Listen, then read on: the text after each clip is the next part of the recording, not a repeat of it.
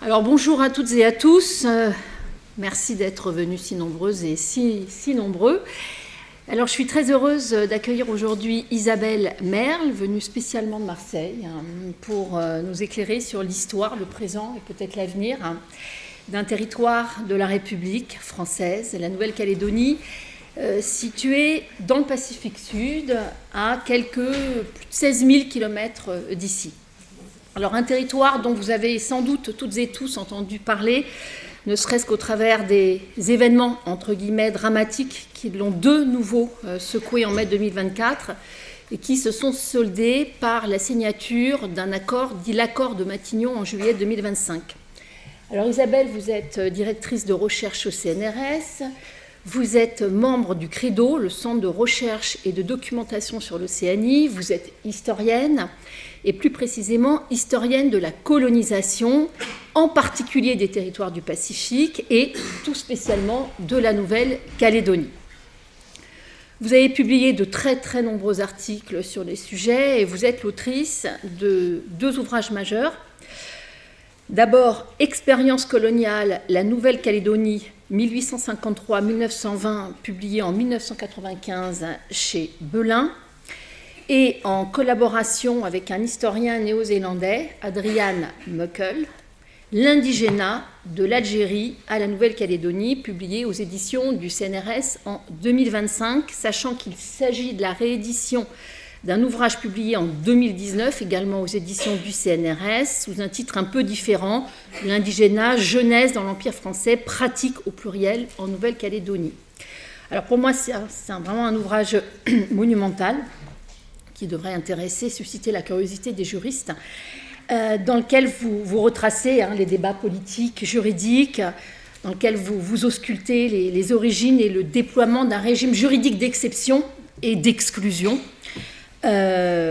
applicable au seul sujet de l'Empire français, c'est-à-dire les indigènes, et un régime qui se caractérise notamment, mais vous nous en direz peut-être et sans doute plus, par l'établissement de tout un catalogue d'infractions spéciales aux indigènes et par la dévolution d'un pouvoir répressif à l'administration, ce qui va bien entendu à l'encontre de l'état de droit et du fameux principe de la séparation des autorités administratives et judiciaires en vigueur depuis la loi de 1790. Et puis vous insistez aussi sur les traces que ce régime a laissées sur les populations colonisées et ce que vous appelez les effets d'héritage. Alors vos travaux, je dirais qu'ils se situent à l'intersection, au croisement de l'histoire, de l'anthropologie et du droit. Et votre particularité en tant qu'historienne réside dans la très grande attention que vous portez au droit, aux textes juridiques qui structurent l'ordre social, en l'occurrence l'ordre colonial, et vous montrez au fond que le droit est au cœur du dessein, 2SEIN, est au cœur du dessein colonial. Alors le format adopté pour cette conférence est un peu inédit car vous avez souhaité projeter un film que vous allez faire précéder d'une petite introduction et qui sera suivi d'un échange avec les étudiantes et les étudiants. Alors vous le prononcerez sans doute mieux que moi, Ouan Yahat, sur une terre de la République française. Isabelle, merci, et c'est à vous. Alors merci Isabelle, merci à vous tous d'être là et d'être nombreux. Je suis ravi d'être devant des jeunes juristes, je vous le dis, et je suis très contente qu'Isabelle Mera m'ait invité au titre de sa spécialité aussi du droit. Alors on a discuté, puisqu'elle était intéressée par ce livre sur le régime de l'indigénat, qui est effectivement, on en reparlera, mais un régime qui a structuré la condition indigène, donc l'immense majorité des gens qui étaient qualifiés de sujets français sous l'Empire français.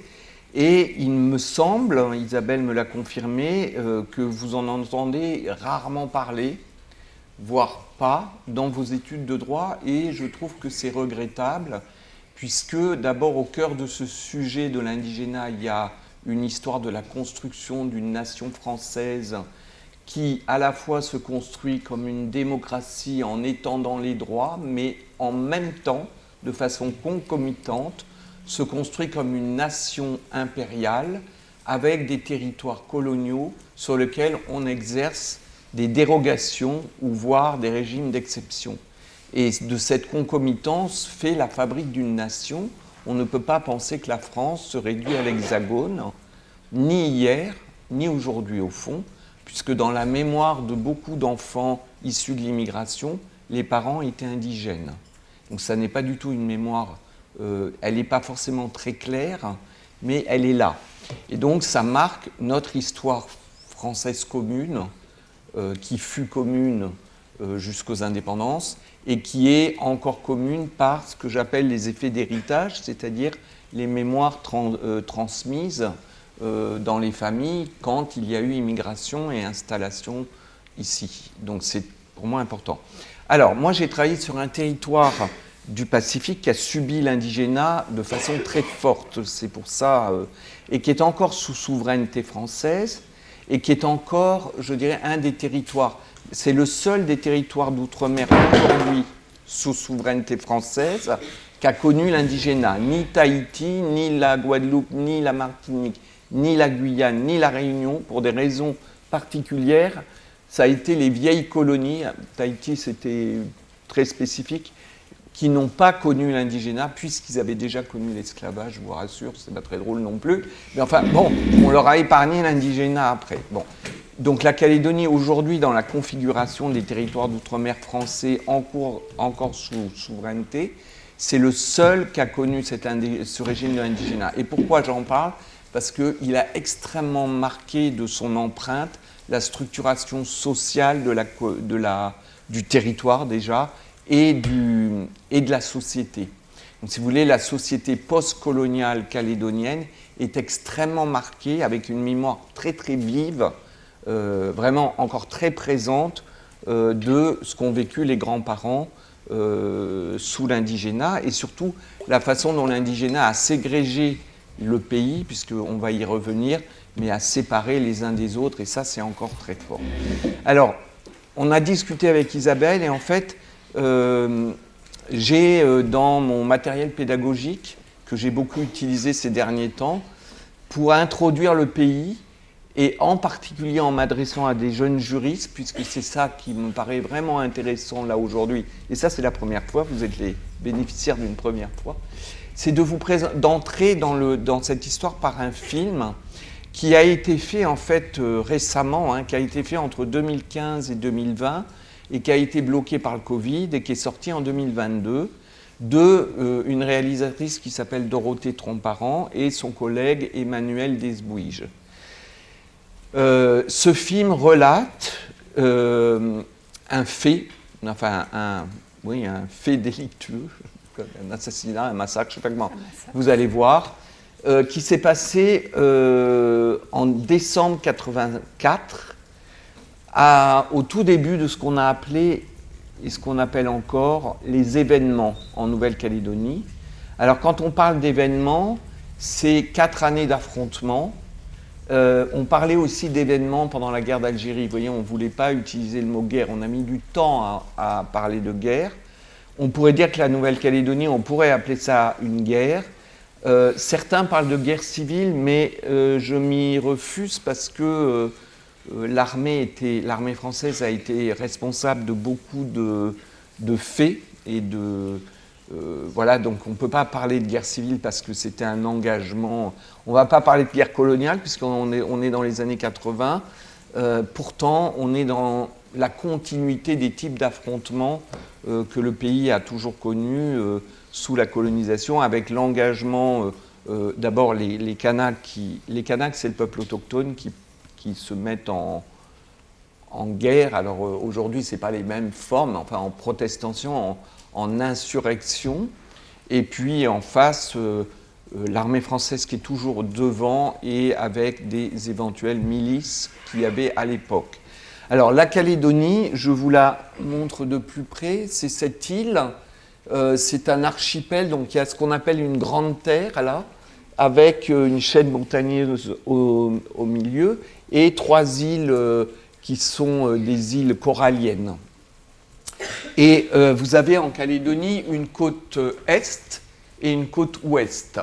Et la côte est, c'est là où se passe l'événement dont vous allez entendre parler, qui est tout simplement une embuscade qui est tendue par des petits colons contre des Kanaks. Donc il y a eu 10 morts et 7 blessés. Parmi les 10 morts, il y a eu 2 frères du leader de l'époque qui s'appelait Jean-Marie Tjibaou, qui était internationalement connu, qui était le porteur de parole du peuple kanak et de sa revendication d'indépendance, et qui devait être dans la camionnette, et qui ne l'était pas, parce qu'il avait été retenu miraculeusement en réunion à Nouméa. Et ça se passe au tout début des événements. Il y a eu donc, dès le 18 novembre 1984, il y a des affrontements autour d'une chose dont je vous parle rapidement, on reviendra, je ne vais pas prendre trop de temps, mais qui est exactement la même problématique que vous pouvez lire dans la presse aujourd'hui, c'est le corps électoral restreint. Alors, la Calédonie, petit rappel, et j'y reviendrai, c'est un pays que la France a voulu absolument peupler. Elle fait partie de ce qu'on appelle ces sociétés de peuplement ou ces colonies de peuplement, comme l'Algérie, avec une décision d'État prise dès le début d'en faire un territoire de peuplement, donc où arrivent vague après vague des migrants qu'on préfère français, mais bon, on peut prendre tout si ça rentre dans le... et qu'on va transformer en colons, ou en tous les cas en citoyens français avant 1946, et après, on va gonfler, si vous voulez, cet électorat, enfin la masse électorale de ces gens, qui évidemment sont porteurs de la volonté contre l'indépendance. Si vous voulez, ce n'est pas eux qui veulent l'indépendance, sauf exception, il y en a, mais massivement, voilà. Et dès 1984, si vous voulez, l'affrontement se joue sur toute l'histoire, j'y reviendrai après, depuis le début de la colonisation, la prise des terres, etc. Mais le point ponctuel, c'est le corps électoral, la demande pour les Kanaks de contrôler le corps électoral, que tout le monde ne puisse pas voter pour les affaires du pays, parce que, si vous voulez, le dernier arrivé qui n'y connaît rien peut donner son avis sur tout, et ça, c'est plus accepté en 1984. Il y a une quête d'une population concernée, on dirait, en droit international, une population concernée qui a partagé une expérience historique. Donc on en est là, je ne vais pas en dire plus pour l'instant. Je suis ravi qu'Isabelle m'ait proposé et accepté ce format, parce que ce film va vous mettre dans un rapport sensitif aussi à ce pays, à son histoire. Vous allez être surpris de voir que les colons n'ont pas un casque blanc, ne sont pas blancs de peau et habillés de blanc avec une cravache, si c'est ça la caricature du colon. C'est pas du tout ça, vous allez voir. On finit par... il faut avoir une lecture pays pour comprendre un peu de quoi de qu'est-ce. Je vais vous raconter cette histoire-là, mais surtout au cœur de ce qui va être raconté dans ce film, c'est un déni de droit absolument époustouflant. C'est-à-dire une chose, si vous le mettez dans votre copie, je pense que vous avez 0 point d'exclamation. Voilà, il ne faut pas... si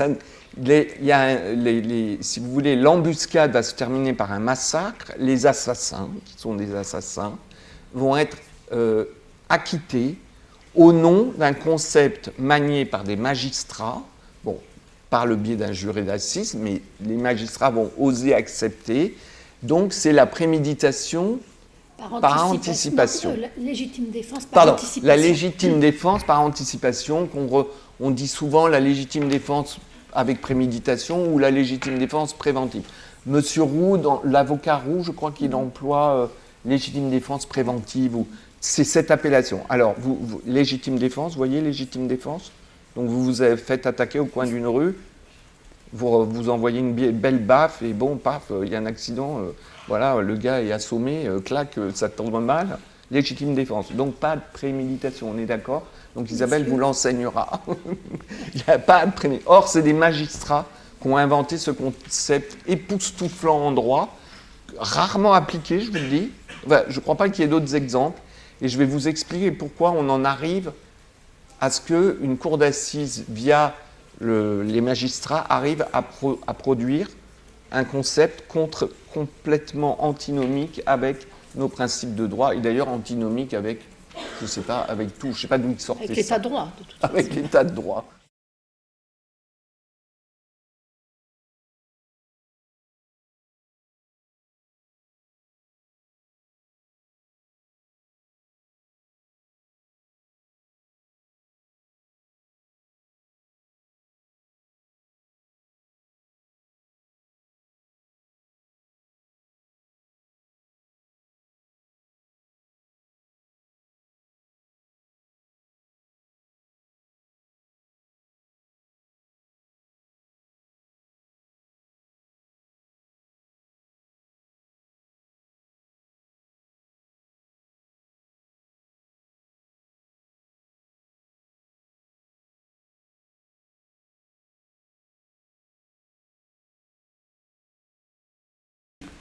Alors, je dirais que ce que vous posez comme question, la réponse, c'est un immense silence.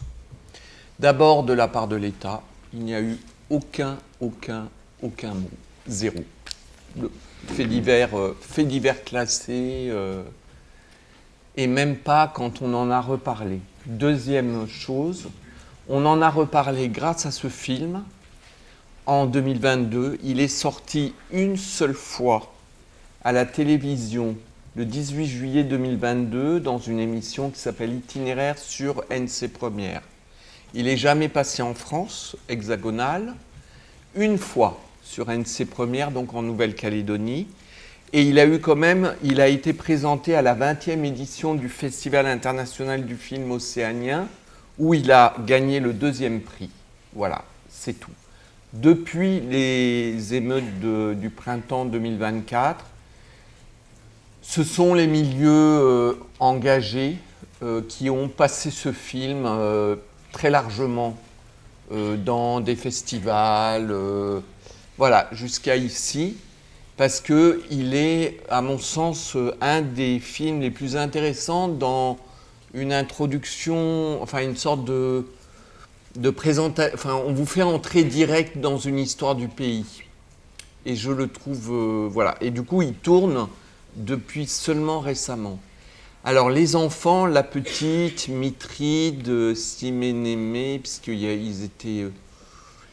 eh bien, je ne sais pas si la mémoire familiale a bien été transmise, puisque Jess, le dernier des survivants qui est interviewé, dit « Je n'en parle jamais, ce n'est pas beau, c'est à moi, j'en parle même pas à ma femme, jamais à mes enfants. » Donc du côté, ce qu'on appelle les Caldoches, c'est les descendants de l'implantation européenne et autres dans la deuxième partie du 19e siècle et la première partie du 20e siècle. Ça, c'est vraiment le socle, si vous voulez, du peuplement de la Calédonie, qui était fait de petits bagnards. Enfin, il y avait beaucoup de gens issus du bagne, à qui on avait donné des terres pour une minorité d'entre eux, et issus de ce qu'on appelait la colonisation libre, qui était venue spontanément, soit comme ça, arrivés d'Australie, des gens qui circulaient de ruée vers l'or en ruée vers l'or,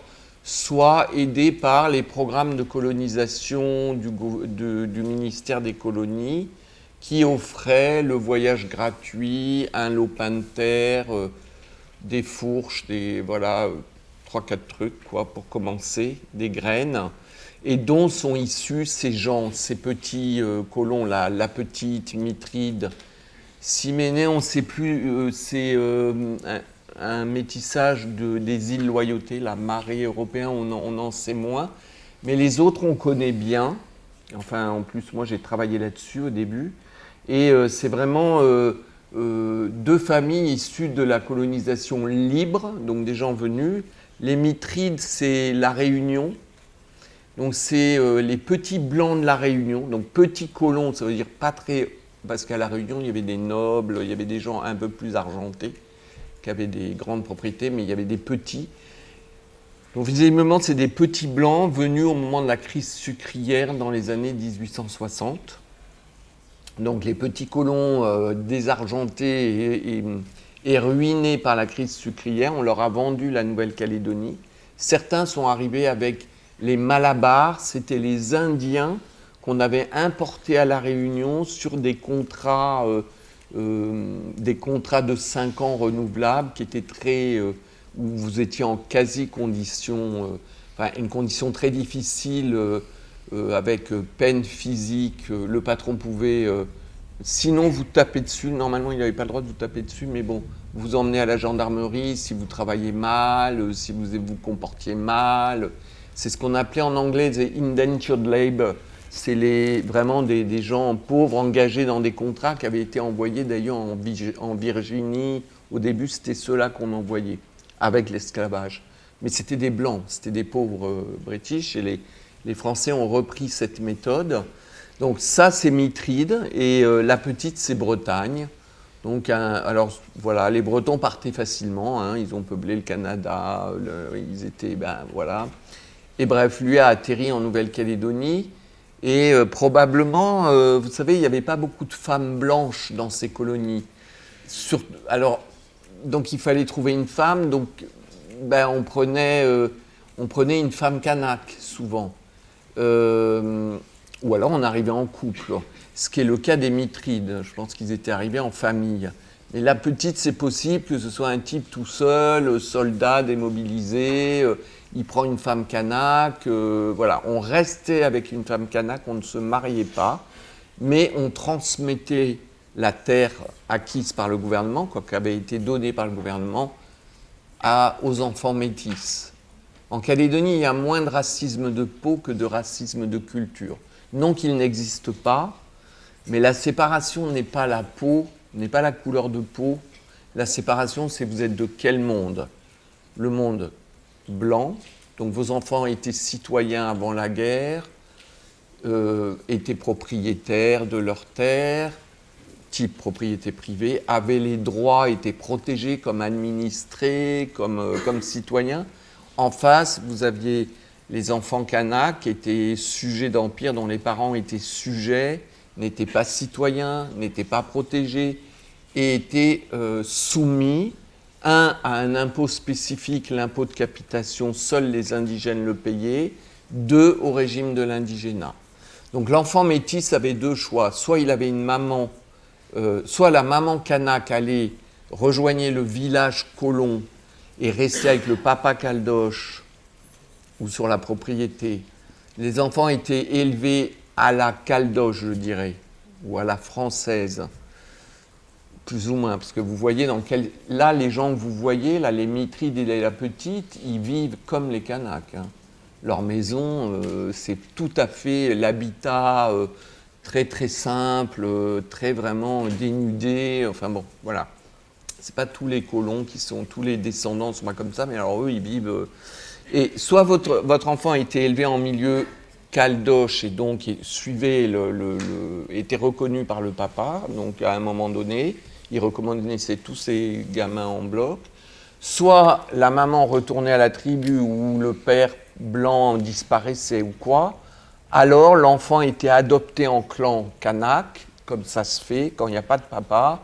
C'est le grand-père maternel ou les tontons, les frères de la maman, qui adoptent l'enfant. L'enfant prend le nom, prend la généalogie, prend le droit aux terres kanak, il est kanak. Voilà, on ne discute plus.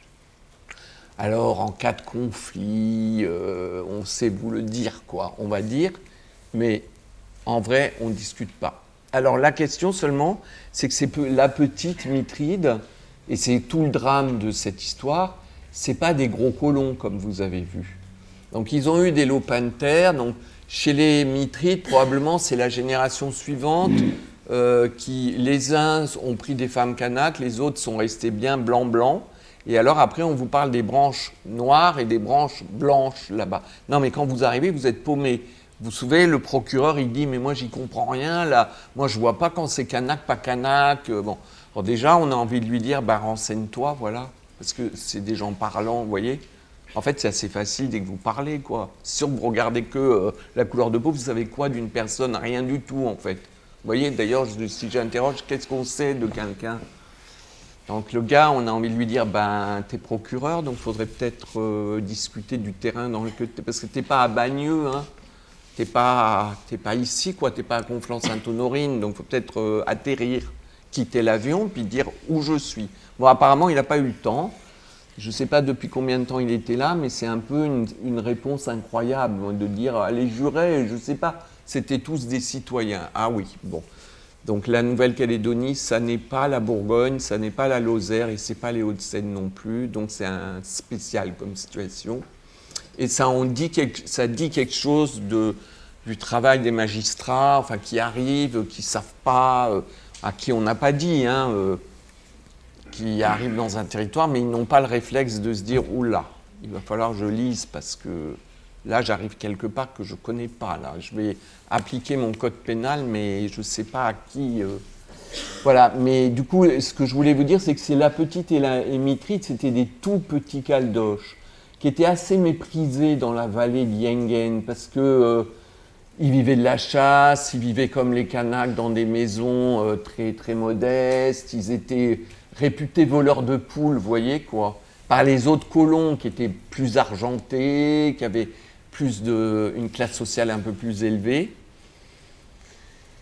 Et donc, eux n'étaient pas... Mais bon, après, comme vous l'avez remarqué, après je repasse à une session de questions si vous en avez, mais comme vous l'avez remarqué, il y a une discussion à un moment où deux histoires. Il y a Bernard Maïpas qui est celui qui a qui a été un survivant, et puis vous avez Jess la Petite. Jess la Petite vous raconte qu'avant c'était super, tout le monde se parlait, tout le monde s'aimait, Tata, viens manger à la maison, voilà. Et Bernard répond, mais avant, on ne se voyait jamais, on était dans nos réserves indigènes, hein, voilà, parce que il y a eu des réserves indigènes en Nouvelle-Calédonie, donc on vivait en autarcie.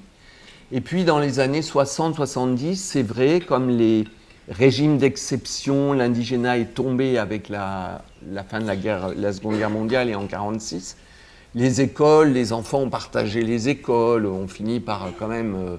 voilà, les enfants Kanaks sortaient de la tribu et allaient à l'école ou au collège, surtout on commençait à voir les premiers collégiens, et puis on allait au bal, et c'est vrai, on jouait au foot, mais on parlait de rien, quoi. Et puis après, tout le monde rentrait chez soi. C'était encore comme ça, je suis allé enseigner là-bas, c'était comme ça. Hein. En 2014, c'était comme ça, c'est-à-dire, ils sont ensemble, si vous voulez, mais on ne va pas trop loin, quoi. Et donc, ça, si vous voulez, il y a deux histoires. Bon, moi, l'histoire que j'ai étudiée dans les archives me laisse penser que Bernard Maïpas a raison. C'est-à-dire c'est des pays très ségrégés. Ça, c'est les terres Kanaks qui sont restées au Kanak en 1900. Voilà. Et ça, c'est des terres qu'on appelait des terres de réserve indigène. C'est la seule colonie française où il y a eu des réserves indigènes, où les gens étaient refoulés. Il y a eu des refoulements partout, hein, en Algérie, surtout dans les colonies de peuplement. Donc surtout Algérie, Nouvelle-Calédonie, mais pas que. Hein, quand il y avait des gros concessionnaires, on repoussait les villages. Mais enfin, en Algérie, il y a eu des refoulements de terres, mais on a privatisé le sol à un moment donné. On a donné le droit de vente et d'achat aux Algériens, et par endettement, etc., les terres ont été vendues. En Nouvelle-Calédonie, on a interdit la vente. Les Kanaks n'avaient pas le droit de vendre directement. On les a refoulés dans des espaces précis et on a calé l'indigénat dessus. Enfin, l'indigénat est venu en sus, je dirais. Et l'indigénat, c'était un système de contrôle qui édictait un certain nombre de règles administratives, dont des limitations de circulation pour tous les indigènes et les assimilés, et ceux qu'on assimilait. Donc, ils n'avaient pas le droit de se déplacer sans autorisation. Donc, vous avez un système de réserve indigène dans des coins évidemment reculés. Donc, Emmanuel Chibaou en témoigne en disant on nous a refoulés dans les montagnes, dans des pentes comme ça, où auparavant les Kanaks ne cultivaient pas, ils cultivaient le long des rivières, sur les terres riches évidemment, qui ont été prises par la colonisation.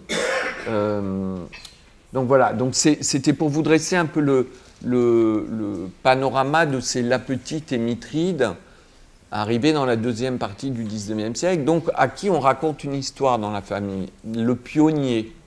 Alors le pionnier merveilleux, les terres, alors Jess dit, les terres étaient libres sur la côte Est. Donc libres, non, elles n'étaient pas du tout libres, elles étaient prises et spoliées. Et il y avait des luttes qui remontaient jusqu'au ministère des colonies, en particulier via les missionnaires maristes, qui avaient leurs propres intérêts, mais voulaient défendre les Kanaks qu'ils évangélisaient, et qui n'aimaient pas les colons, qui étaient en plus rarement très pratiquants, pas très fidèles à l'Église, je dois dire. Pour plein de raisons, il se trouvait qu'il n'y avait pas énormément de catholiques fervents, du moins en Brousse, parmi ces petits colons. En Brousse, c'est tout ce qui n'est pas Nouméa. Hein. Nouméa, c'est au sud. Nouméa, c'est la ville. Donc voilà, les terres n'étaient pas libres. On leur raconte une histoire depuis l'enfance où ça a été très dur, et je l'ai recueillie, cette histoire. Moi, ça a été mon travail de thèse d'aller recueillir cette histoire. Donc j'ai recueilli ces témoignages, j'ai recueilli les descendants en disant c'était très dur, on ne nous aidait pas, voilà. Puis après, les Kanaks étaient très infériorisés aux yeux de ces gens, il le fallait, si vous voulez. Sinon, eux, ils étaient quoi? Il fallait que les Kanaks soient derrière. Les Kanaks ont subi un racisme structurel extrêmement violent. De tous les peuples colonisés par la France, probablement c'est l'un des pires. Avec, au niveau anglophone ou sud-américain, les Patagons, par exemple. Alors, la Patagonie, là, c'était considéré... Mais ça remonte au XVIIIe siècle, même. C'était considéré comme ils sortaient à peine du singe, ou les aborigènes d'Australie. Des peuples qui ont été particulièrement stigmatisés. Et les Kanaks en faisaient partie.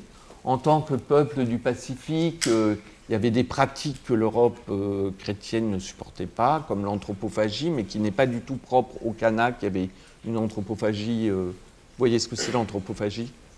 C'est le cannibalisme, hein, qui était très pratiqué dans tout le Pacifique sur un plan rituel et guerrier, mais pas que, à l'intérieur même, parce que les gens étaient dotés d'un mana qu'on transmettait.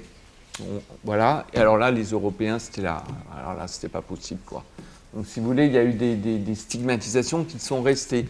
Si vous lisez Tintin, vous verrez le capitaine Haddock traité de sale Kanak, C-A-N-A-Q-E, et c'était une insulte que vous retrouvez dans Tintin, donc chez Hergé. J'étais allé l'accuser. Isabelle, vas-y. Il y a une question que je trouvais intéressante, une étudiante qui demandait s'il y avait une forme de continuité entre ces événements de 1984 qui annoncent effectivement la suite, la grotte d'Ouvéa, l'accord de Matignon, sous l'égide du gouvernement Rocard.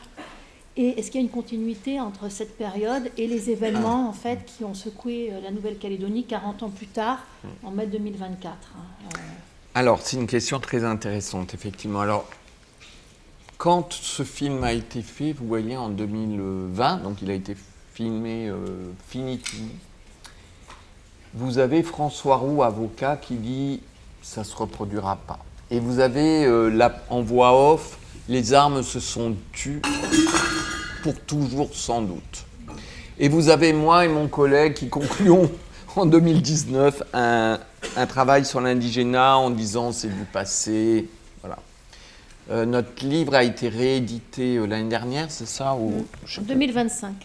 Voilà, et il a fallu que je refasse la préface parce que malheureusement, les armes ne se taisent pas et on recommence.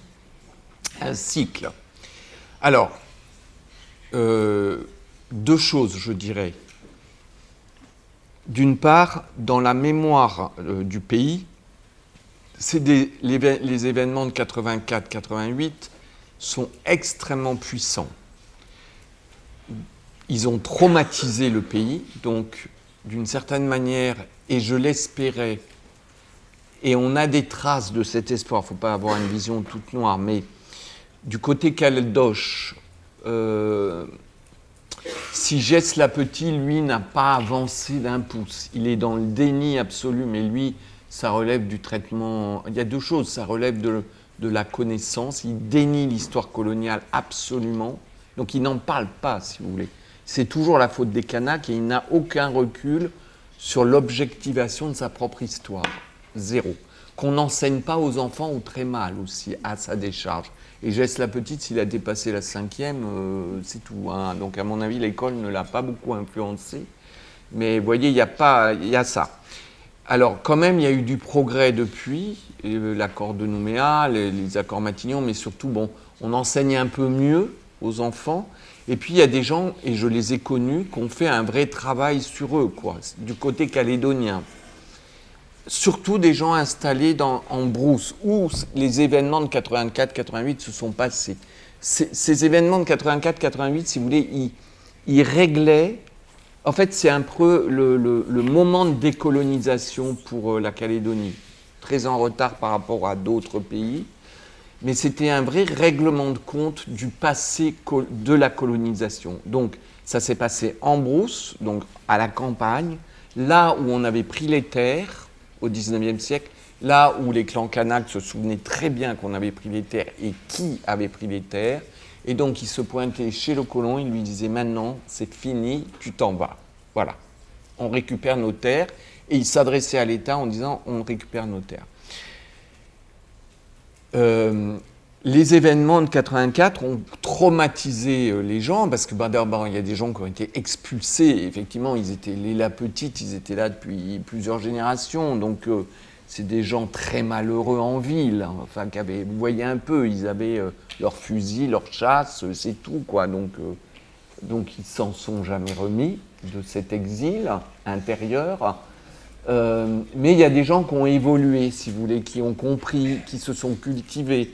Et surtout qu'on fait un peu d'histoire. C'est l'histoire qui était, à mon avis, la discipline thérapeutique à mettre en œuvre. Je ne dis pas ça parce que c'est ma discipline, mais je crois vraiment qu'il y a une thérapeutique de l'histoire, c'est-à-dire la connaissance. Voilà. Donc il y a eu des choses qui ont avancé. Et si je vous dis ça, c'est que dans les événements du printemps 24, la brousse a quasiment pas bougé, sauf certains points chauds. Et il y a même eu des banquets de solidaires dans des coins qui, en 84, il y avait des milices blanches qui attaquaient les Kanaks, et réciproquement. Donc c'est des choses qu'on n'aurait jamais pu imaginer. Il y a eu des gestes. Il y a à Ponériouin, dans le nord, là, pas loin en dessous d'Yengen, il y a 2 frères bouchers qui ont fait une vidéo qui a tourné en buzz sur les réseaux, où ils sont allés faire la coutume en disant on ne recommence pas, on s'arrête là, on n'y va pas, on est ensemble. Donc ça, si vous voulez, en 84-88, c'était très difficile.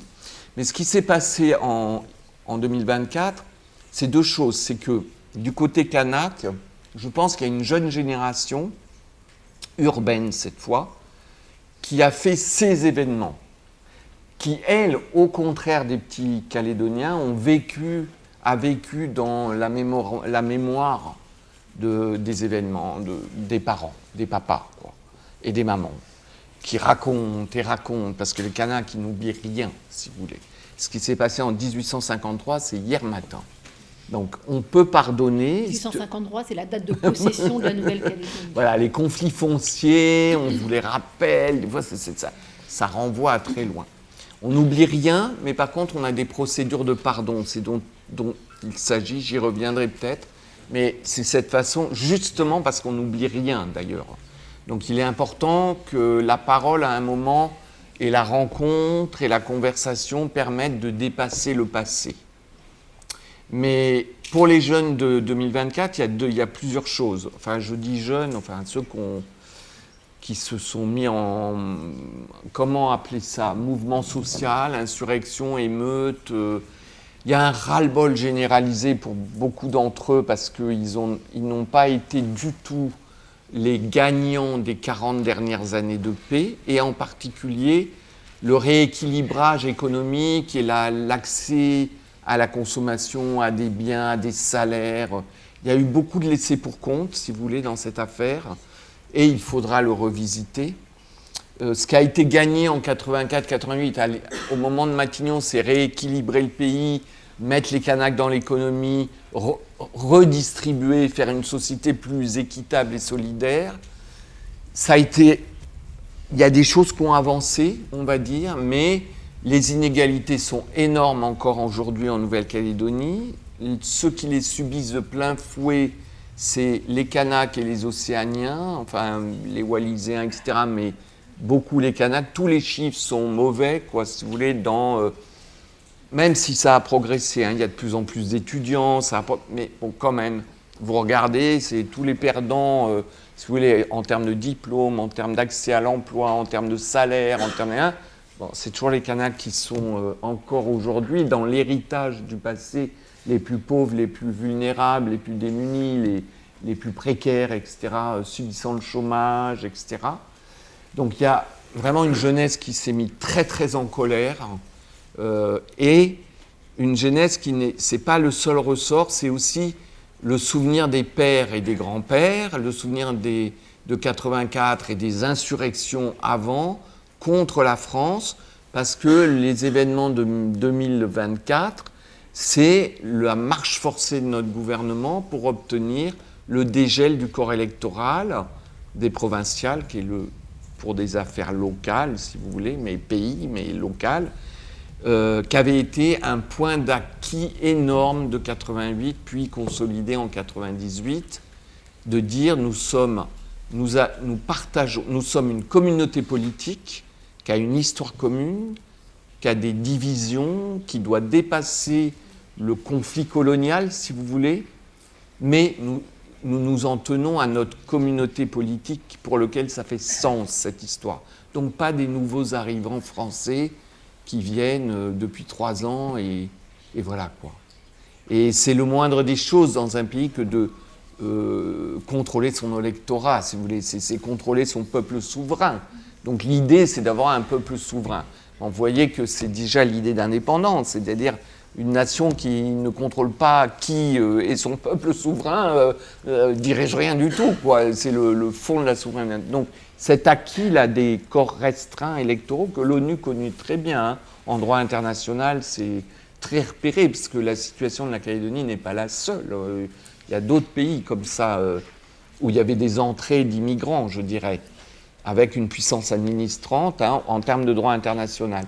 Et là, c'était cette demande. Et en 2024, le gouvernement, de façon unilatérale et à Paris, émet un vote au Parlement qui va à l'encontre de ce principe auquel la population kanak en particulier vraiment tient énormément. Et les autres, évidemment, ceux qui sont contre toute avancée vers l'indépendance, ont tout intérêt à faire entrer des Français qui n'auront aucun et jamais intérêt à ce que ce pays devienne indépendant. Vous comprenez ?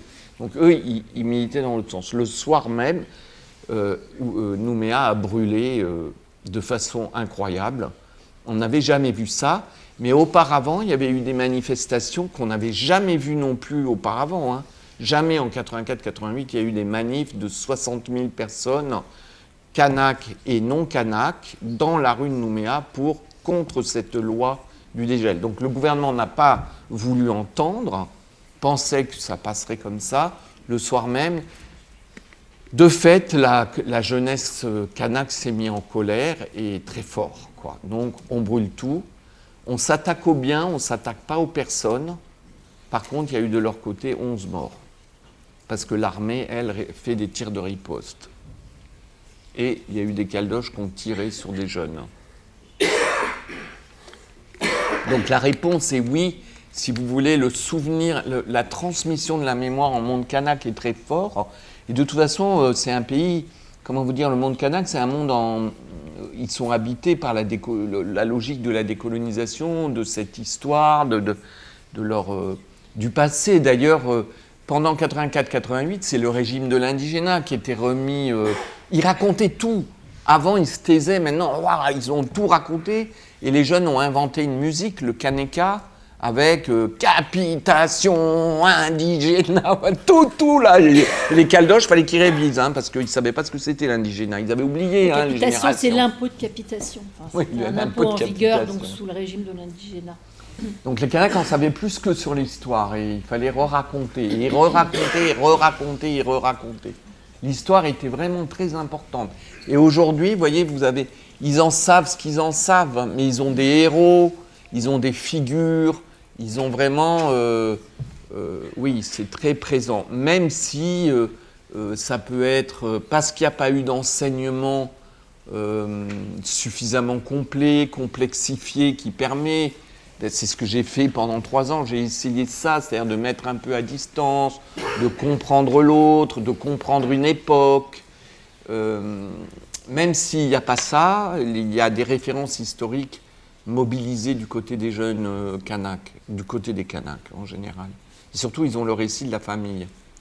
Toutes les familles ne parlent pas, mais beaucoup parlent. Il y a d'autres questions ?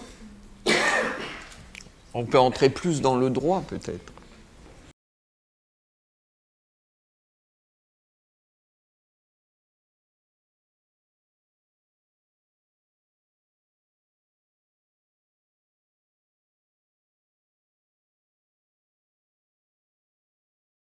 Alors, c'est une excellente question, hein. Alors, déjà, la question que je poserais, alors là, c'est à l'issue de longues années de travail en archives, hein, la pratique de la justice et l'exercice de la justice en terrain colonial ou post-colonial, parce qu'il y a des beaux effets d'héritage, c'est-à-dire n'est pas toujours conforme à la règle. Et surtout, les dérives, bon, si on admet que c'est une dérive, sont tolérées, je dirais peut-être beaucoup plus que dans un contexte hexagonal où les contre-pouvoirs se mettent en branle, la presse se serait mise en branle. Enfin, vous voyez, il y a des contre-pouvoirs. Là-bas, il n'y a pas. Oui ?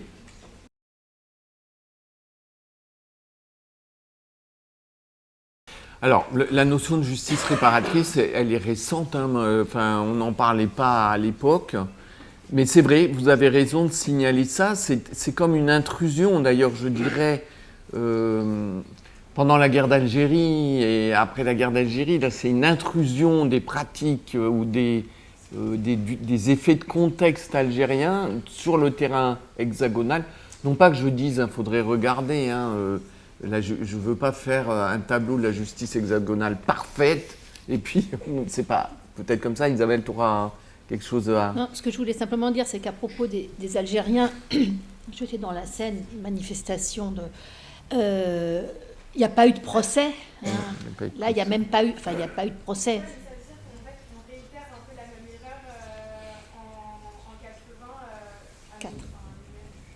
En tous les cas, Isabelle, ce qu'on peut dire, c'est que si ça n'avait pas été des Algériens, est-ce qu'il y aurait eu quelque chose ? C'est-à-dire, si on avait balancé des Français dans la Seine, qu'est-ce qui serait passé, quoi ? C'est-à-dire, il y a un effet de contexte qui explique une tolérance à la violence ou à la dérive.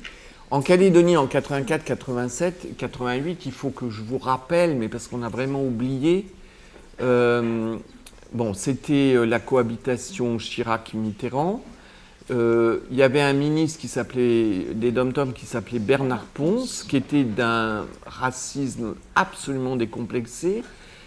Vraiment, enfin, quand on lit la presse, pour lui, il criminalisait. Alors, en même temps, ces derniers temps, on fait de beaux rappels. Hein, c'est ça qui fait peur. Hein.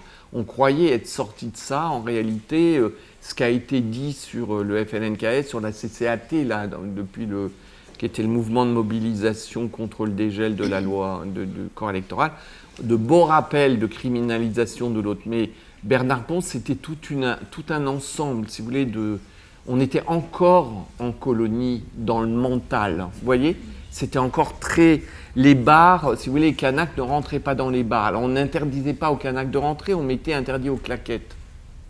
C'est tout. Les gens portent des claquettes, vous voyez, il fait très chaud là-bas. Bon, eh bien, vous mettez interdit aux claquettes et vous avez la moitié qui ne viennent pas, en particulier les Kanaks ont des claquettes, c'est fini, quoi. Et donc, c'était le système, si vous voulez. Donc, il y avait Nouméa-la-Blanche. Là, par exemple, quand ils sont à Nouméa, c'est les Blancs qui dominent. Il n'y a pas de contre-pouvoir kanak à l'époque à Nouméa. Hein.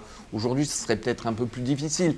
Ce procès qui est fait dans une salle de spectacle parce que des extrémistes européens ont dynamité le tribunal, comme par hasard, ils s'en sont pris au tribunal quand même.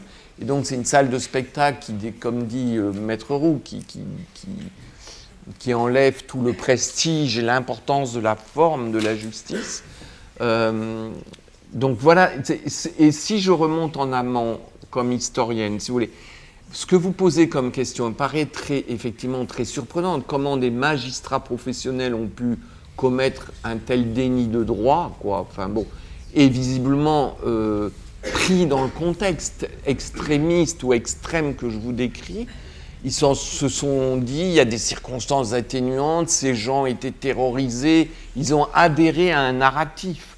Parce que de fait, pouvait y avoir en été, ça avait démarré le 18 novembre à Thio, il y avait, et ça on me l'a raconté, donc c'est vrai, un ras-le-bol en particulier sur la côte ouest, ça a commencé là, où vous avez les Kanaks qui étaient jusqu'alors, qui faisaient 4 km pour chercher de l'eau, faisaient le tour des propriétés, baissaient la casquette sur la route, c'était ça, hein, se faisaient tutoyer, enfin je sais pas comment vous dire, c'était dans ce monde-là, ils en ont eu marre, ils ont dit, bon maintenant ces colons-là, et surtout les colons qui avaient une lourde histoire, parce que certains ont été épargnés, ça c'était pas tout le monde quoi qui était. Il y a des colons parce qu'ils ont su nouer des liens, parce qu'ils faisaient la coutume, parce qu'ils étaient patrons sympas, parce qu'il n'y avait pas, voilà. Donc rien. Bon, mais ceux qui ont été visés, donc il y avait deux narratifs. C'était soit ils haïssaient, soit ils étaient traumatisés, ils étaient terrorisés, les petits blancs. Voilà, c'était ça les deux narratifs. Bon, la thèse de la haine et la thèse du racisme très très culturelle, enfin intégrée, incorporée, alors même que c'était Mithrid et la Petite qui effectivement pour un Zoreille qu'on déteste aussi d'ailleurs, parce que le Zoreille on le déteste, il comprend rien. Les Mithrides ils détestent les oreilles, nous, les oreilles c'est nous. Ils comprennent rien, c'est des riches, ils veulent pas dire. Mais la haine du Kanak qui lève la tête, comme on dit là-bas, le Kanak qui lève la tête, qui ose parler, qui ose vous regarder dans les yeux, c'était insupportable en 84. Donc ça a considérablement changé. Après, je dirais que ce qui est dramatique, c'est que ce qu'on croyait vraiment révolu, c'est l'intensité répressive qui a été mise en œuvre en 2024 face aux émeutes qui étaient effectivement fortes. Hein. Je ne dis pas qu'il n'y avait pas... c'était impressionnant. Bon, il y a eu des pillages aussi, toutes communautés confondues. Hein. C'est-à-dire le Décathlon a été pillé avec des caddies, tout le monde y est allé. Hein. Ça coûte très cher là-bas, hein. C'est 37% plus cher qu'ici, hein, les produits. Donc là, vous voyez les vidéos, il y a la ménagère blanche, il y a tout le monde là du coin, du quartier. Donc les émeutes étaient effectivement, enfin les faits, si vous voulez, ont été forts. Mais l'intensité répressive me laisse penser, moi qui ai longuement étudié l'intensité répressive exceptionnelle en terrain colonial, c'est-à-dire il fallait faire peur aux populations colonisées. Il y a un apprentissage de ça, mais qui est très ancien et qu'on ne peut pas me dire c'est faux, parce que ça, vous expliquez plein de faits où l'armée intervient très fort pour terroriser les populations, pour obtenir le calme pour longtemps.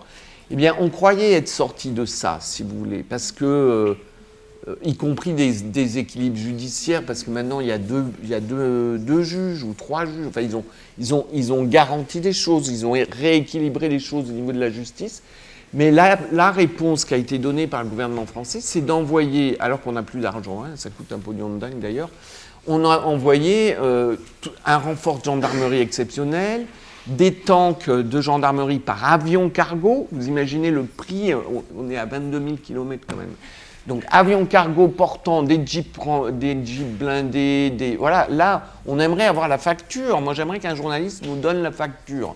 Et on maintient dans les hôtels, ça fait marcher le commerce d'ailleurs, des escadrons de gendarmerie, plus le GIGN, plus l'armée, plus des escadrons, enfin, il y a d'autres escadrons qui ont été envoyés, pour réprimer des citoyens français, parce que, à ce que je sache, jusqu'à force du contraire, les Kanaks sont citoyens français. On a placé des verrous sur une... Bon, il y a une tribu à Nouméa qui est un quartier, c'est comme penser quartier, quoi. Un quartier compliqué qui bloque une route souvent. On fouillait, les gendarmes fouillaient des sacs de gamins de 4 ans allant à la maternelle. Enfin, si vous voulez, des choses où vous vous dites « oh ». Et on a rempli la prison, c'est-à-dire il y a eu vraiment des poursuites judiciaires tout azimut, à un niveau avec un procureur qui parlait tranquillement avec le haut-commissaire, y compris les deux se répandant sur une radio privée ouvertement orientée. Enfin, vraiment, vous voyez, c'est un peu CNews, quoi, le CNews local. Donc, vous avez une partialité, une collusion déjà, la chose ancienne, c'est collusion entre l'administration et le judiciaire qui paraît étonnant. Je ne sais pas si un procureur peut se permettre n'importe quel comportement. Et deuxièmement, un discours divulgué sur une radio ouvertement partiale, complètement orienté, donc criminalisant tout, quoi. Enfin, si vous voulez, c'était bon. Donc ça, moi, je dis, c'est plus l'indigénat, c'est vrai, on n'est plus dans l'indigénat, mais on est dans la réponse, je ne sais pas comment qualifier ça, vous aurez peut-être de haute intensité, c'est-à-dire à un fait social, on va répondre avec un degré de violence ou de répression qui est particulièrement exceptionnel, je dirais. Et on a déporté des prisonniers. C'est quand même, on a déporté des leaders politiques, 7 leaders politiques, sous prétexte qu'on les accusait d'être commanditaires de tout. Donc c'est comme si, pour Naël, ils étaient allés chercher des commanditaires après ce qui s'était passé dans les quartiers, et ils avaient trouvé des commanditaires, et ils les avaient déportés à la Guadeloupe, parce que voilà, donc je vous fais le truc, ça paraît un peu un fou, mais bon. Donc là, on les a pris, ils ont été placés en contrôle judiciaire, réputés innocents. Néanmoins, il y avait sur le tarmac, le soir même, un avion prêt. Ils ont été expédiés manu militari, menottés tout le long du trajet, qui est très très long, hein, parce que c'est 30 heures de vol, dans des conditions que la justice elle-même viendra, enfin j'espère qu'il y aura des enquêtes, et ils ont été mis dans des prisons françaises différentes à l'isolement. Les garçons, 1 an. On verra, et là le dossier, le juge instructeur, l'affaire, vous voyez, contrairement à Tiendanit, ce qui s'est passé là, l'affaire a été délocalisée à un moment. Il y a eu cette intelligence en disant, bon, le contexte calédonien ne permet pas l'exercice d'une justice sereine, sur demande des magistrats. Hein, c'est les magistrats qui ont demandé. Il me semble que le procureur a résisté, a dit on n'est pas d'accord. Bon, ça a été délocalisé. Les juges parisiens, ça a été délocalisé à Paris. Les juges parisiens ont fait toutes les audiences, ont conduit l'instruction, et aujourd'hui, ont libéré les gens, non pas de tout, mais l'instruction est terminée, les ont relâchés, leur ont dit vous rentrez chez vous. Après, c'est le passeport qui a bloqué. Non, mais pour vous dire quoi, vous commencez à avoir une idée qu'il se passe des choses. Alors, c'est pas parce qu'ils n'arrivaient pas à avoir de passeport. Bon, finalement, il a fallu des pressions politiques pour qu'ils aient chacun des passeports pour rentrer au pays. Et le dossier, on ne sait pas où il va aller. Pour l'instant, on ne sait pas, mais les charges les plus lourdes, apparemment, sont abandonnées. Donc, il reste, soit ça donnera un non-lieu, soit ça donnera en correctionnel, on verra, peut-être une couverture. Disons que si les charges les plus lourdes avaient été retenues, ils n'auraient pas été relâchés comme ça, je pense. Hein, je pense que les choses sont... Donc, vous voyez, c'est là aussi en 2024, le traitement des choses, le traitement à la fois militaire, sécuritaire, judiciaire, apparaît pas comme normal. Quand vous avez un haut-commissaire qui est l'équivalent du préfet de région, hein, qui se répand vraiment sur un canal, je ne sais pas comment vous dire, il ne fait pas son rôle de désescalade d'une part, mais surtout de traitement équitable des populations. Vous voyez, il attaque sous un angle où il a choisi son camp. Comme en 1987, où les magistrats se réjouissaient d'un acquittement. Donc c'est très idéologisé, et ça ne va pas, parce que ça ne marche pas en plus. Parce que demain, ça recommence. Voilà, c'est ça que je voulais dire. On sait, on a l'expérience. Des questions? Alors c'est vrai on peut s'étonner que l'affaire de 1984 n'ait pas été dépaysée. Enfin, moi, quand j'ai regardé ce film pour la première fois, j'ai été très, très, très, très surprise du non-dépaysement de l'affaire. Et c'est vrai que en regardant ce film, on a quand même le sentiment d'avoir affaire, pardonnez-moi la répétition, mais d'avoir affaire vraiment à la justice, je dirais, d'un autre siècle. Bon, ceci dit, ça n'est que le début des années 80. Alors Isabelle, tu évoquais quand même une répression de haute intensité. Je me permets, alors proportion gardée, que...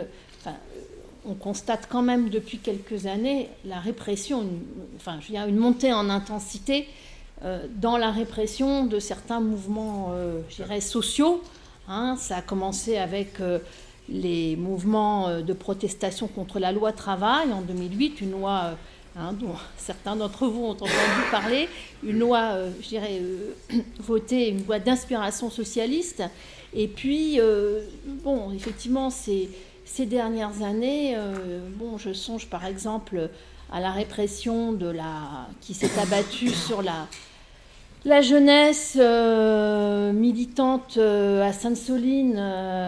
Voilà, vous savez que des jeunes militants écologistes se sont rendus donc à Sainte-Soline pour protester contre les grandes bassines. Enfin bon, bref. Et il y a eu une répression, je veux dire, d'une intensité, enfin d'une férocité. Et vous avez sans doute entendu parler, puisqu'il y a 15 jours, le journal Libération et Mediapart ont sorti les films, en fait, les films de la gendarmerie. Et on entend quand même le discours des gendarmes qui est complètement hallucinant, quoi. Et puis, bon, voilà. Donc je pense qu'il y a quand même... Et les Gilets jaunes aussi, la montée en intensité de la répression des mouvements sociaux. Donc là, je sors un petit peu de mon rôle. Peut-être sur la justice quand même, sur ces incriminations pénales. Enfin, bon, vous, comme apprenti juriste, certains d'entre vous se destinent sans doute à la profession d'avocat, voire de magistrat. Voilà, qu'est-ce que ça vous inspire, au fond, là, comme apprenti juriste, dans votre rapport au droit, au fond, le droit Non ?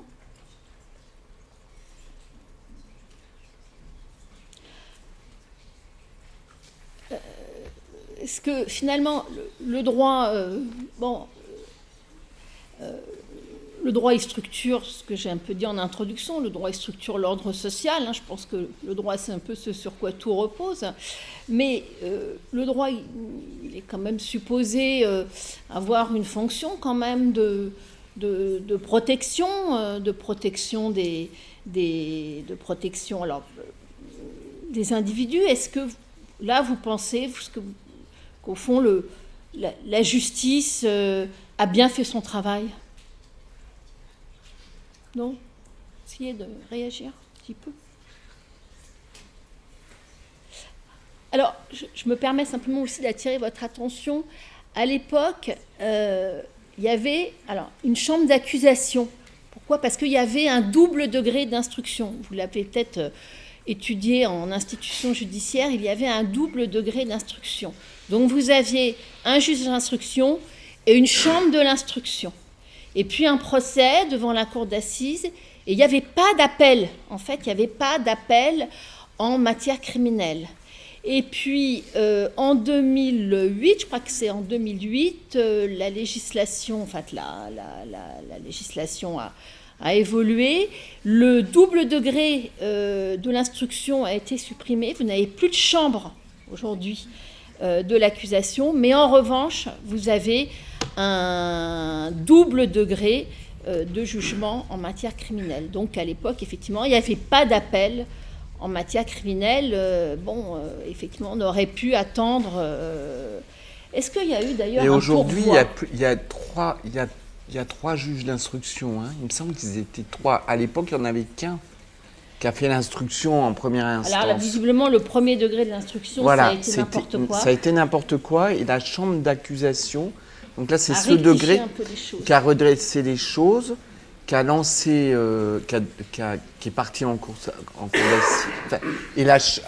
Qui a redressé les choses, mais le maître Roux, ils ont fait un appel à un moment donné. Non, en fait, l'appel, c'était vraiment en amont. À l'époque, c'était vraiment en amont du procès. Il y a un procès, point barre, quoi. On ne peut pas revenir dessus. Non, voilà. Rien. Voilà. Et alors, je vous dis juste pour les... J'ai trouvé un article du Monde de l'époque, là. Alors, ce qui expliquerait le non-lieu du juge d'instruction, du premier juge, qui était tout seul, là. Aujourd'hui, ils sont trois, donc c'est ça la différence. Et la demande, la question que tu posais, Isabelle, c'est-à-dire la demande de délocalisation, elle s'est faite en assemblée de magistrats, tous ensemble. Et à l'époque, ça n'existait pas. Et de plus, à l'époque, clairement, la droite locale voulait un procès politique. Et d'ailleurs, celui qui avait été convoqué comme avocat des assassins, je parle en termes, c'était Maître Garot, qui était une des grandes figures de la légitime défense. Donc la droite locale avait fait, enfin bon, parce que ça, c'est pas les petites qui sont allés chercher Maître Garot. Hein. Là, vous voyez bien que là, ils ont pu être, eux, complètement instrumentalisés. Et d'ailleurs, leur silence pendant X années, je ne sais pas de quoi ça relève. Est-ce que, c'est parce que on peut les voir comme des broussards un peu débiles, là, et puis on peut le voir autrement. C'est qu'on leur a dit de se taire, et que... Parce que là, Maître Garot, là, c'était le grand avocat de la légitime défense, ici à Paris, quoi. Hein. Donc mais ce que je voulais vous dire d'amusant, enfin de triste et amusant, c'est que la légitime défense, par anticipation du juge d'instruction en première instance, il expliquait la chose suivante. Ces petits colons étaient terrorisés par les maisons qui brûlaient, alors il y avait quelques maisons qui avaient brûlé, effectivement, et par les inscriptions métisses dehors, donc ils anticipaient que les Kanaks allaient les attaquer. Waouh. Bon, enfin, juste sick. Je ne sais pas comment vous voyez si c'est bien la justice là. Et il a exhumé, pour le justifier, l'alinéa 2 de l'article 329 du Code pénal, conçu sous le Directoire pour lutter contre les bandits de grand chemin qui semaient la grande peur dans les campagnes. Donc oui, c'était une justice d'un autre temps. Apparemment, ça, c'est le Monde de l'époque qui explique ça. Et qui ensuite, c'est au moment du procès, c'est un article là, que je relisais, et qui explique ensuite que c'était ça l'enjeu, c'était que ça reste... Alors aujourd'hui, on a fait mieux, on a amélioré, puisque je crois qu'il y avait 3 juges d'instruction, non pas un tout seul, et qu'il y a eu une demande des magistrats pour que l'affaire soit délocalisée, parce qu'ils n'en pouvaient plus. Et il y a eu des avocats locaux, qui à l'époque aussi, il y avait des avocats locaux, hein, il y a des avocats qui étaient sur place, mais il y a des avocats qui ont pris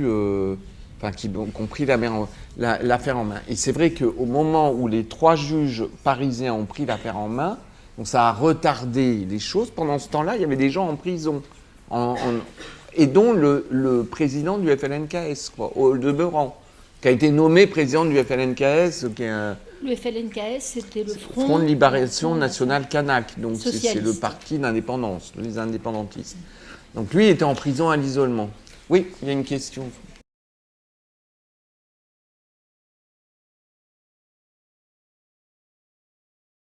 Ah, alors écoutez,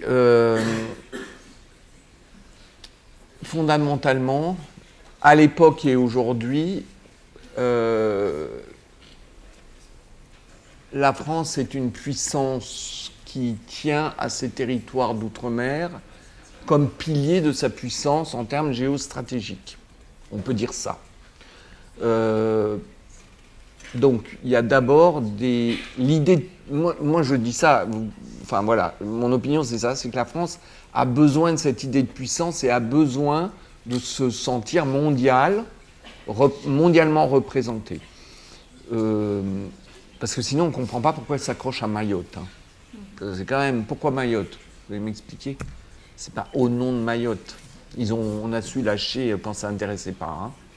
Et franchement, lâcher les Madagascar, les Comores. Bon, si je prends le Pacifique, il y a 3 territoires d'outre-mer importants, la Polynésie française, 3 territoires, 3 zones. Et il y a des intérêts géostratégiques importants. D'abord, vis-à-vis, ça permet à la France d'être une puissance, de se dire une puissance territoriale du Pacifique, de se dire une puissance du Pacifique. Vous avez remarqué que notre biotope, c'est pas le cocotier, donc bon. Mais parce qu'on a des points d'appui, c'est ce que dit notre Premier ministre, hein, Le Cornu. Je vous cite ses paroles. Il parle de points d'appui. Le mot point d'appui, ça vient de Guizot, 1844. Bon, donc on n'a pas beaucoup changé. Donc on a des territoires qui assoient le fait qu'on on est régionalement reconnu comme une puissance locale. Après, il y a des intérêts géostratégiques. Je dirais qu'aujourd'hui, donc, en Calédonie, il y a le minerai.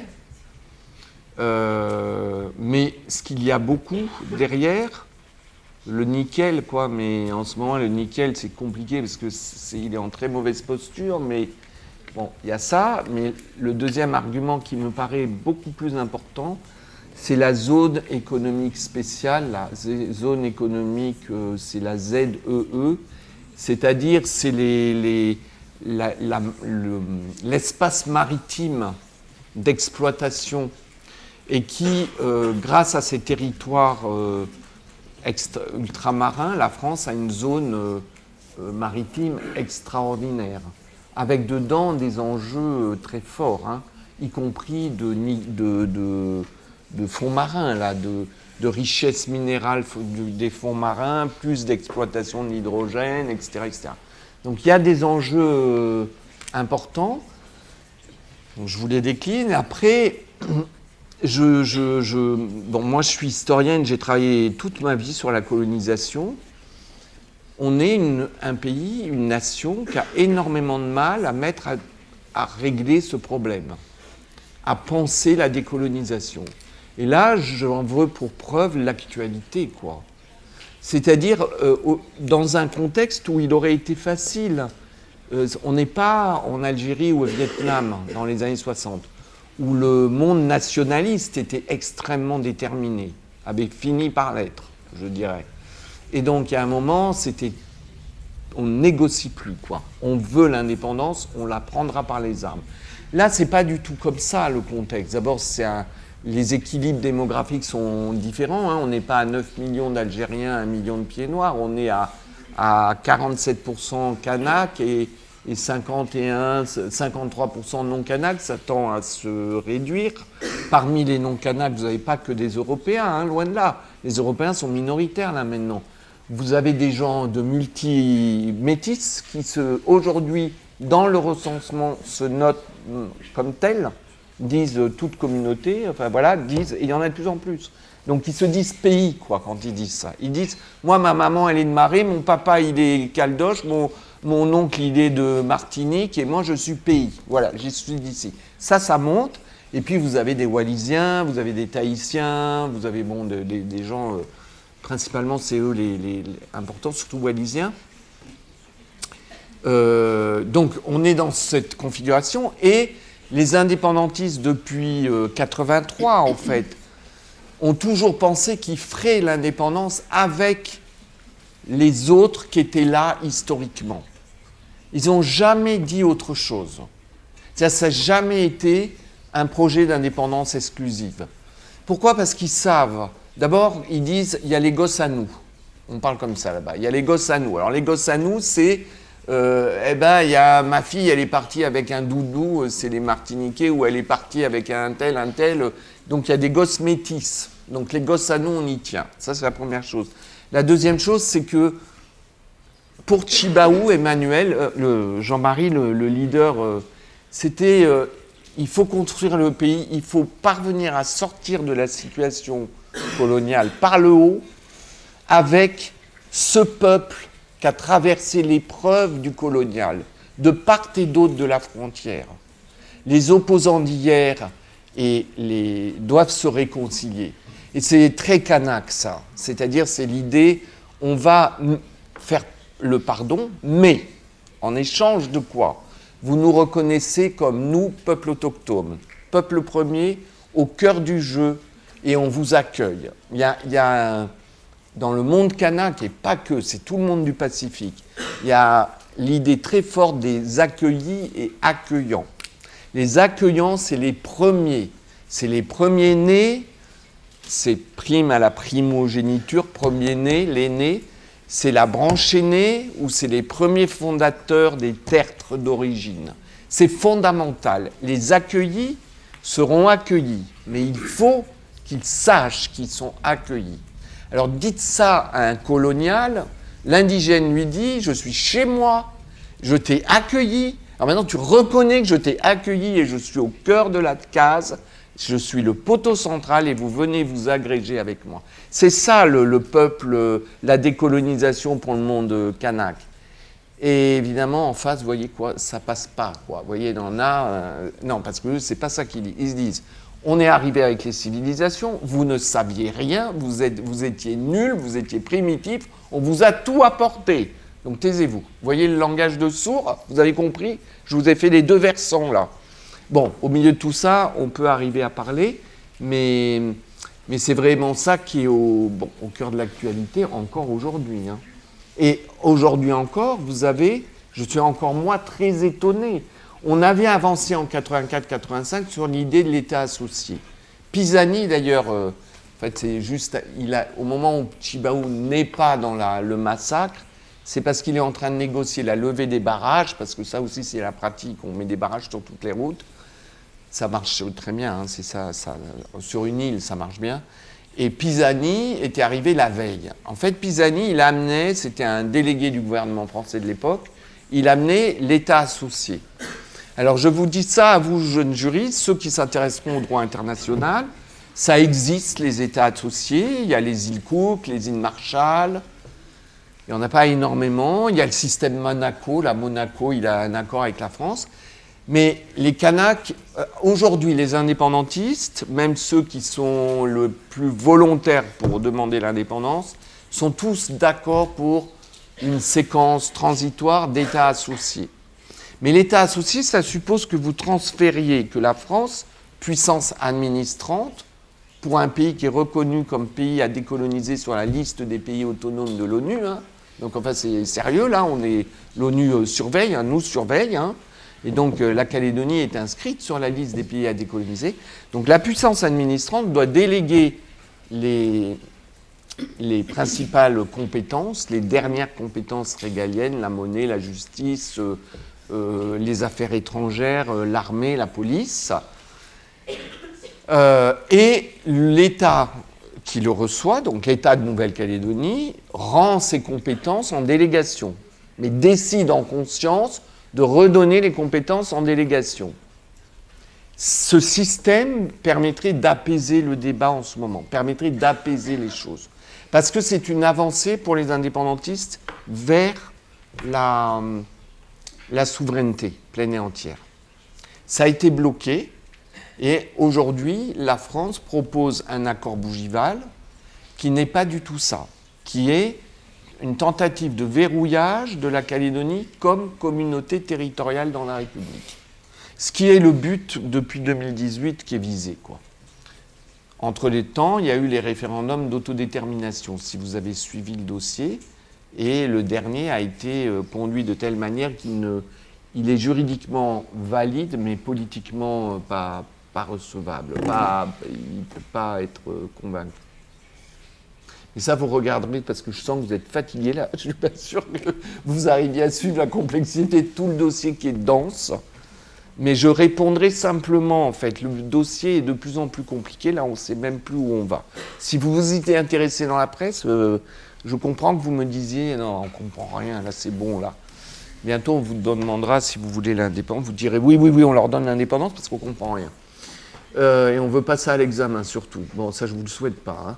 Mais en tous les cas, il y a une chose qui m'apparaît, moi, de plus en plus sûre. Au-delà de la complexité du gouvernement, depuis 2018 et depuis que la France, par la présidence Macron, a affirmé l'importance de l'Indo-Pacifique, d'accord ? Donc de la présence française dans l'Indo-Pacifique face à la Chine et aux collaborations privilégiées avec les États-Unis, l'Inde, l'Australie, etc. Depuis ce moment-là, avant même la consultation des populations, il a affirmé en 2018, dans un discours public, la France serait moins belle sans la Nouvelle-Calédonie. À partir du moment où on prononce une phrase comme ça, qui personnellement, en tant que Française, me gêne, parce que la France serait moins belle sans la Lozère, sans la Côte d'Azur, sans... Enfin, ça veut dire quoi, la France moins belle ? Enfin, moi, en tous les cas, quelque part, ma francité est suffisamment solide pour que, s'il y a un État associé en Calédonie, et même une indépendance, je ne serai pas moins française et ma France sera pas moins belle. Je trouve bon. En tous les cas, il l'a dit, et dans le contexte politique, c'était une prise de position. Et d'ailleurs, il n'a jamais dérogé à cette ligne, garder la Nouvelle-Calédonie dans la France sous un moyen ou sous un autre, avec des avancées pour paraître faire des avancées. Le problème, c'était de verrouiller les choses pour offrir un nouveau pacte outre-mer à ce pays d'abord avec un État, mais qui n'en est pas vraiment un, enfin une collectivité territoriale dans la République, et peut-être ouvrir un nouveau pacte outre-mer avec les autres outre-mer qui sont en crise, ne l'oubliez pas, qui ne vont pas bien, mais à qui ça apparaîtra comme des avancées, puisqu'ils sont beaucoup plus, ils sont beaucoup moins avancés sur cette route, ce chemin de réflexion, de décolonisation. Je m'arrêterai là. On va peut-être s'arrêter là, sauf s'il y a une question. Ultime question. Bon, un grand merci, Isabelle.